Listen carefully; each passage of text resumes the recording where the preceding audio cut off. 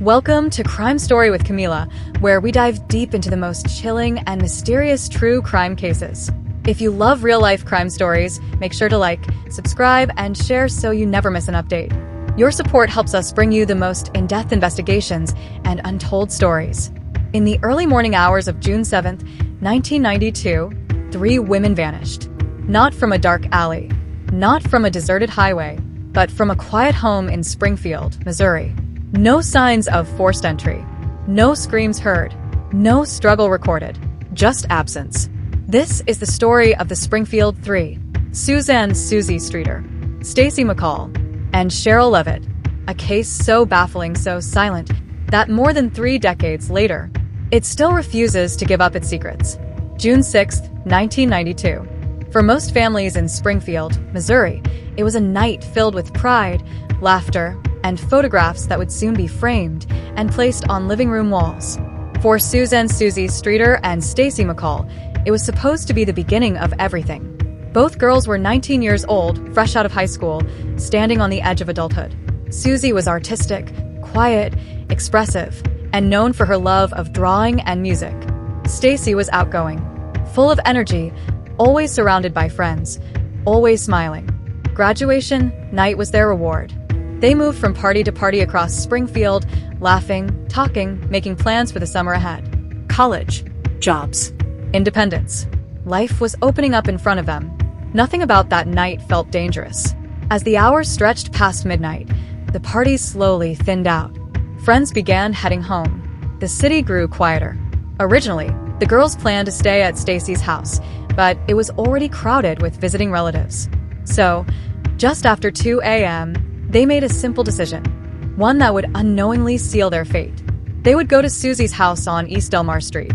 Waiting there was Sherrill Levitt, Susie's 47-year-old mother. Sherrill was a hairstylist, a recently divorced woman trying to rebuild her life. Protective, attentive, and deeply devoted to her daughter. Earlier that night, she had spoken on the phone with a friend. Her voice was calm. Her mood was normal. Nothing seemed wrong. That phone call ended quietly. No distress, no fear, no warning. It would become the last confirmed moment any of the 3 women were known to be alive and safe. As Susie and Stacy pulled into the driveway in the early morning darkness, no neighbors noticed anything unusual. No shouting, no sounds of struggle, no flashing lights, just a car parking, a door closing, and 3 women walking into a home they would never walk out of again. The house sat quietly at 1717 East Delmar Street. A modest, single-story home, white siding, a small front porch. Nothing about it suggested danger. It was the kind of place where nothing bad was supposed to happen. Inside, the air was still. Suzanne's room showed signs of a normal night. Clothes laid out, personal items scattered casually, unfinished plans frozen in time. Stacy's belongings were there too, evidence that she had fully settled in for the night. In Sherrill Levitt's room, her bed appeared slept in. Her medications were untouched. Her purse was still inside the house. No one had packed. No one had prepared to leave. And yet all 3 women were gone. There were no signs of forced entry. Doors were unlocked, but not broken. Windows were intact. Nothing appeared ransacked. The television was off. Lights were out. The house wasn't disturbed, it was paused. One detail stood out. Outside, near the front porch, the glass globe from the porch light had been shattered.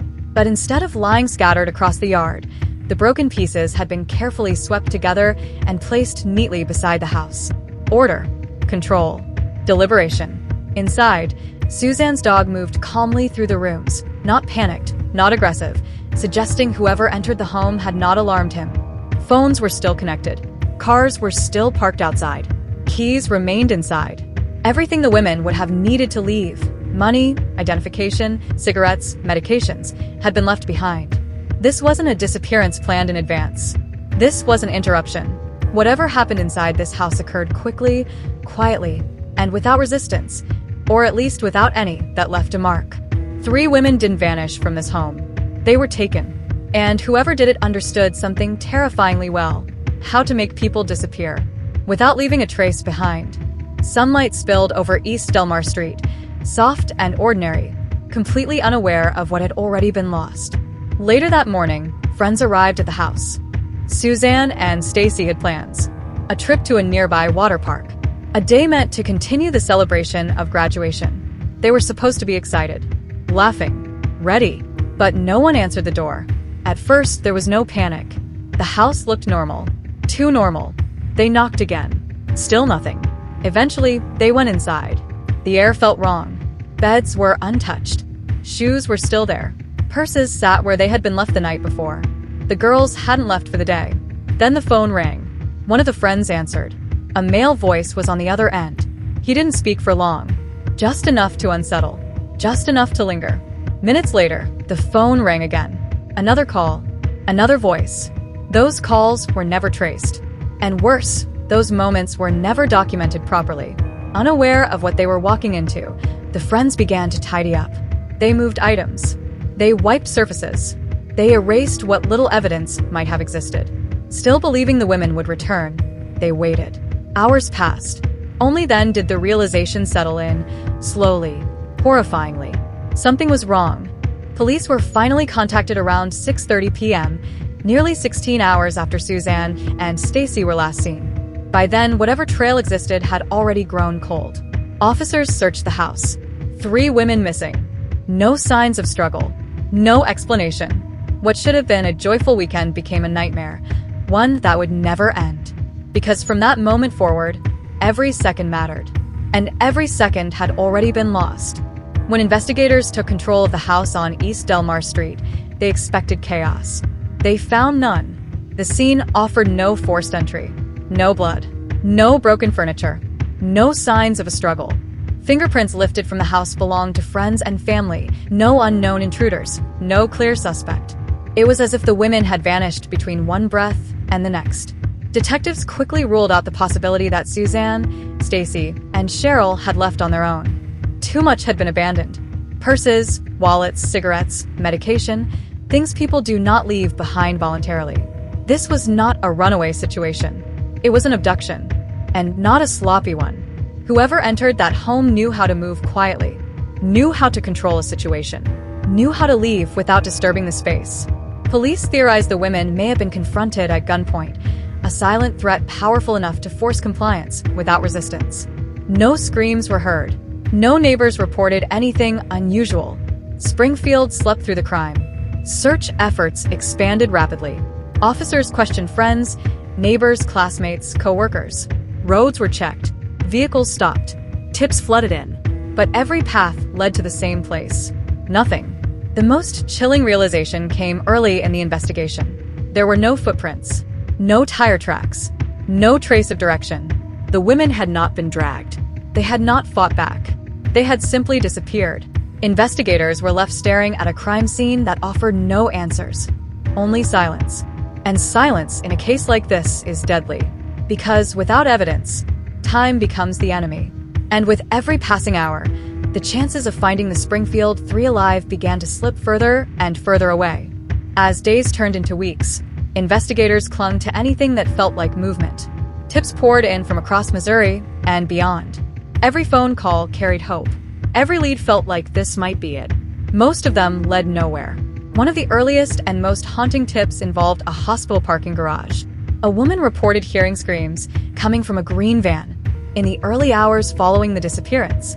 She described a terrified female voice calling out for help as the vehicle sped away near Cox Hospital. Police responded quickly. They searched the area. They questioned staff. They inspected the garage. Nothing was found. Years later, in a desperate attempt to chase that lead to its end, investigators drained and excavated the parking garage, believing the women might have been hidden beneath concrete. Once again, nothing. Another clue surfaced in the form of an answering machine message. A strange message had been deleted before police could fully analyze it. What remained was vague, distorted, and unusable. If it was important, it was already gone. Then came the theories. A green van seen too many times to count. A possible connection to grave robbers in the area. A passing serial killer moving through the Midwest. Each theory came with witnesses. Each came with confidence. And each collapsed under scrutiny. What made the case even more unsettling was the timing. This wasn't a random night. Graduation weekend had filled Springfield with parties, unfamiliar faces, and open homes. The perfect cover for someone watching, waiting, choosing. But even with that context, no single suspect stood out. Every strange clue felt meaningful, until it wasn't. Every possible breakthrough dissolved into uncertainty. Investigators were left with a growing list of maybes and no proof. The case didn't go cold all at once. It faded, slowly, quietly, like the women themselves. As the investigation stalled, attention shifted from evidence to people, men with violent histories, men who lived nearby, men whose names surfaced again and again in quiet conversations. None were ever charged. One early person of interest was a convicted violent offender who lived just blocks from the Delmar Street house. He had a history of assault. He knew the area, and he had no solid alibi for the night the women vanished. Police questioned him extensively. Nothing stuck. Another name emerged years later, a man already serving time for unrelated crimes. He claimed he knew what happened, claimed the women had been taken, killed, and buried beneath a building's foundation. The location was excavated. The ground gave up nothing. Then there were the rumors that refused to die. Stories of a green van. Stories of screams in the night. Stories of bodies dumped in remote locations. Some believed the women were killed within hours of their abduction. Others feared something worse, that they were held, moved, and hidden over time. A chilling theory suggested the crime was planned, not impulsive. Someone may have watched the house, learned Sherrill lived there alone with her daughter, known graduation night would bring young women home late, tired and unsuspecting. Another possibility haunted investigators. What if the women recognized their abductor? A familiar face, a trusted presence, someone who didn't need to force their way inside. That would explain the silence, the lack of struggle, the calm dog. Yet no such person was ever identified. With every passing year, memories faded. Witnesses died. Suspects disappeared into the shadows, some into prison, some into graves. And the truth went with them. In this case, rumors became louder than facts, and shadows grew longer than answers. When the search ended, the waiting did not. For the families of Suzanne Streeter, Stacy McCall, and Sherrill Levitt, life split into two parts. Before that night and everything after it, there were no funerals, no headstones to stand in front of, no final goodbyes. Just empty rooms and unanswered questions. Suzanne's father held on to hope for years. He believed, sometimes against all reason, that his daughter might still come home. That one day, the phone would ring, and it would finally be her voice on the other end. He died without ever knowing what happened to her. Stacy's mother spoke publicly again and again, pleading for answers. She marked birthdays that went uncelebrated. She aged while her daughter remained forever 19. She, too, passed away still waiting. For Sherrill's loved ones, the pain was different, but no less cruel.